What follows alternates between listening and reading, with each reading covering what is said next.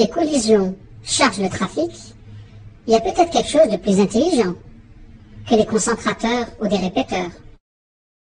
Si on a remplacé en début d'année tous nos concentrateurs par des commutateurs, switch en anglais. Les ordinateurs sont connectés de la même manière, mais le commutateur ne renvoie pas le trafic sur tous les ports, car il a dans sa mémoire une table de correspondance entre les adresses MAC et les ports.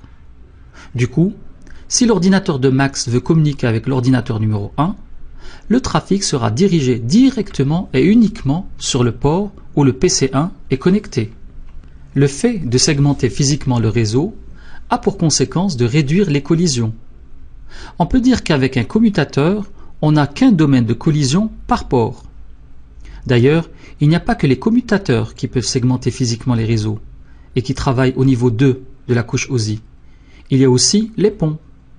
Un pont permet, comme un convertisseur, d'interconnecter des supports différents. Les commutateurs et les ponts peuvent gérer et filtrer le trafic en se basant sur les adresses MAC. Et comment peut-on retrouver l'adresse MAC de l'ordinateur de Max? Comme on a déjà vu, on identifie les interfaces réseau grâce à une adresse spéciale qu'on appelle l'adresse MAC, et que cette dernière ne sert que pour la communication avec une interface adjacente et non pas distante. La bonne nouvelle, c'est qu'on n'a pas besoin d'aller la chercher très loin.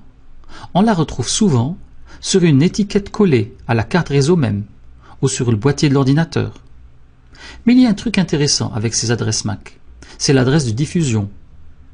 Si une interface réseau veut que sa trame soit lue par tout le monde, elle utilise cette adresse. Tous les nœuds d'un réseau qui reçoivent une trame avec cette adresse de diffusion vont traiter la trame. Il faut juste noter qu'avec cette histoire, les diffusions encombrent un peu le réseau.